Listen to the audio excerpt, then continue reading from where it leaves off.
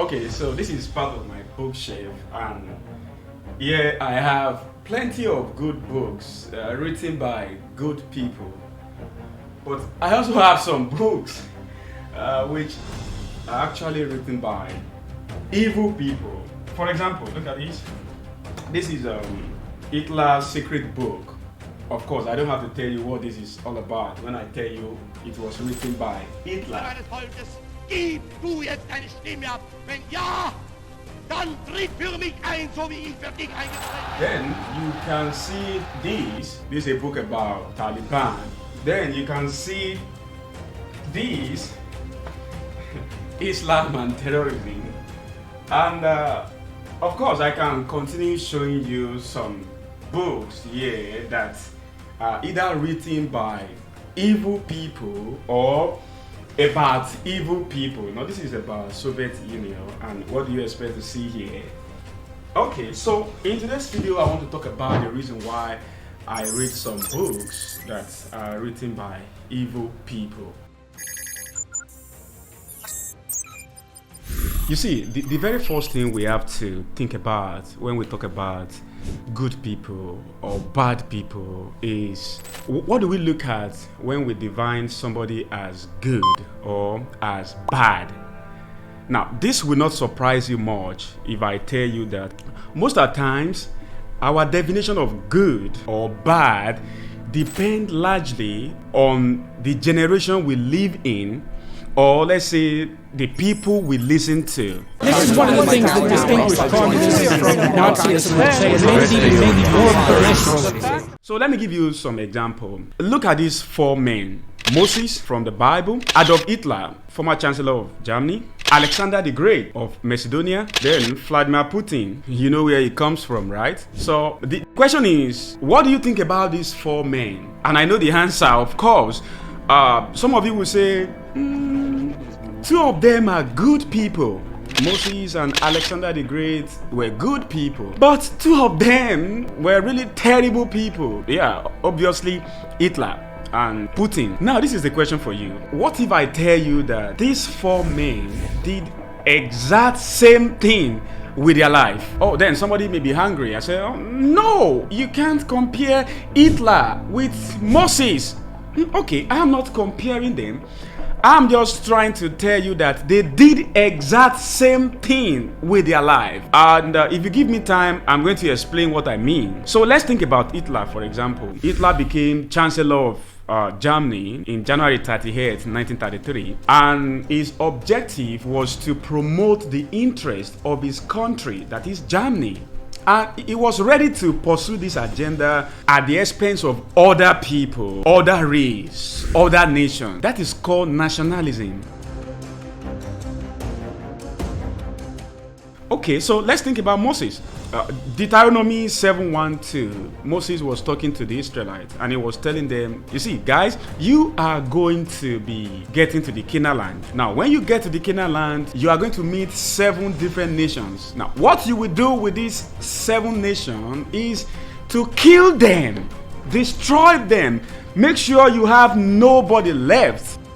That is nationalism. Okay, so another question is, why then do we think Hitler was a bad person, but Moses was a good person?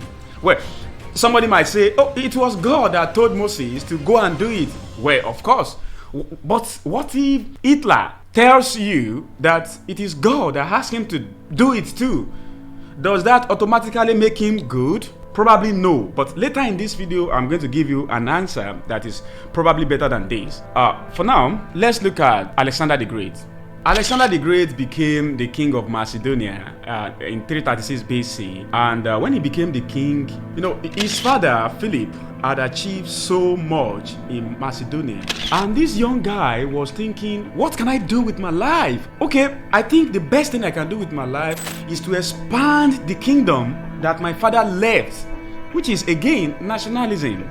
Then Alexander the Great set out to conquer territory from Greece to Persia to Phoenicia to Egypt.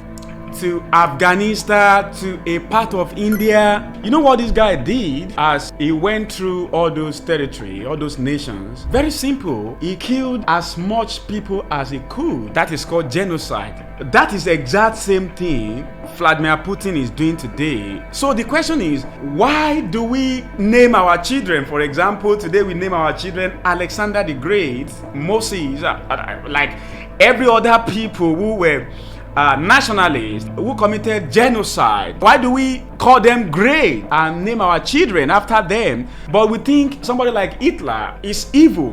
What? Bro, what are you talking about, man? The answer is very simple. You see, the concept of nationalism, that is, you loving your country and be willing to destroy other people if they stand on your way, was just a normal thing. Why, man? Why? In the world, if you go back 500 years ago, 1,000 years ago, 10,000 years ago, people who go to other people's territory and kill them, when they come back, everybody clap for them because that is what an hero does. Until 19th century, when we started thinking, oh, that is not kind, that is bad. Now this is where I'm going. You can see how easily we can define somebody as good and as bad. Not necessarily because of what they do, but because of the generation we live. I need to make something clear here. I don't think what Hitler did was a good thing. And I don't think Putin is doing the right thing. Now, I'm just trying to show you a picture of how human mind can easily be manipulated, by depending on the generation they live in. Let's come back to books. Now, the first reason why I read books written by evil people is because, well, you think they are evil, right? Everybody read books by evil people anyway, if you read book anyway. Because, like, as I've explained to you, definition of evil and good can easily be manipulated by a lot of other things that I have not even talked about. For example, who you listen to about an individual determine whether you think they are good or bad. For example, do you think Osama bin Laden was a good person? Oh, he's a bad person. But if you go to the Middle East and you listen to certain people, they tell you this is a good man, right? Okay, so that is one reason why I read books written by whoever. Now, the second reason why I read books written by evil people is because, see, even from evil people, you are still going to read about stories that will challenge the way you think. And I'm going to give you an example. The other day I was reading the biography of Osama bin Laden, okay? Okay, I know people don't read such book, okay? So I was reading biography of Osama bin Laden, and you will not believe how interesting this biography is. If only you can be open-minded, neutralize yourself, and pick up that book and read it. For example, I read about how he was born. His father impregnated his mother when the mother was 15 years old. And very pathetic thing happened, which is immediately he was born, his father divorced his mother. So Osama bin Laden was raised by his mother alone. Yes, his father usually allowed him to come around him every once in a while, but there was a problem. Osama bin Laden's father has 54 children with uncountable women. Damn! Now, so pause a moment to think about a man that has more than 50 children. Nice. Oh my God! Wow! There is no way on earth you really want to care for any of those children. So Osama grew up in this family. Now this is where I'm going. If you have studied a bit of scientific studies about parenting and childhood, you will understand that boys who grew up without father tend to, as they grow up, look for a father figure. Which was exact thing that happened to Osama bin Laden. You see, when the guy got to high school, he came in contact with a man who he chose as a father figure. And this man happened to be an Islamic fundamentalist. And that is how Osama bin Laden became who he became. كثيرا وهم يقدرون حساباتهم يغفلون القوة العظمى. Okay, so think about the story I've told you just now.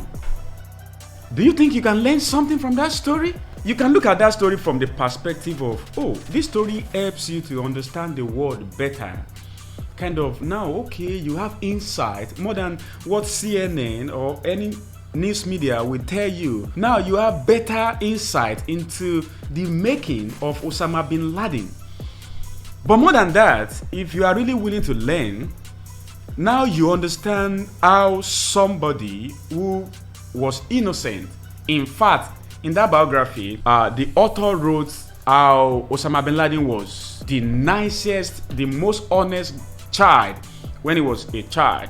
So that story will kind of like teach you how our childhood can affect the rest of our life. And this should teach you that if you are planning to have children, you better be willing to be around your kids. Now, you have learned this important lesson, but not from a book about Mother Teresa or a book about Saint Joseph, but a book by one of the most dangerous humans to ever live. The third reason why I read books by people you might consider evil is, you see, it actually takes a lot of discipline to be a successful evil person for a long time, as much as it takes to succeed in anything. So think about somebody who has been an armed robber for the last 10 years. You really think that guy is just waking up every day and drinking and partying and enjoying himself without any discipline? You'll be surprised to learn that some of the most evil people in the world are the most disciplined people you can ever meet. For example, before Osama bin Laden was killed, he lived in a house where there was no internet, there was no cable, there was no telephone.